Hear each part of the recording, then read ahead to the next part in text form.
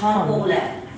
3-rekamizda Abdurauf Fikrab to'g'risidagi fikrlarni o'rtoqlashamiz va bu yerda bir-birimizni balki yodimizdan chiqqan balki biz bilmagan yangiliklarni olishga harakat qilamiz va biz juda ham yaxshi bilgan o'sha fikr egasi tarbiya yo hayot yo mamot yo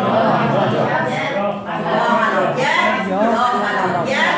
masalasidir va bu Abdulla Avloniy orqali biz ta'lim tarbiyadagi o'zgarishlar, ularni bugungi ta'lim tarbiyaga yetib kelguncha o'sha ishchi dasturlardan tortib, tanaffuslarimizdan tortib, o'sha 1631-yildagi ham Amos Kamenskiyning sinf dars shaklini ular aynan o'zini cho'ntagidan ochilgan maktablarida va xalqni bolasini o'qitishga sarflayotgan kuch-quvvati haqida to'xtalamiz.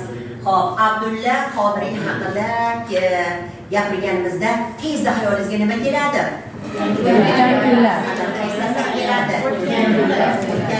E'tibor qiling, moziga qaytib ish ko'rish, xayrli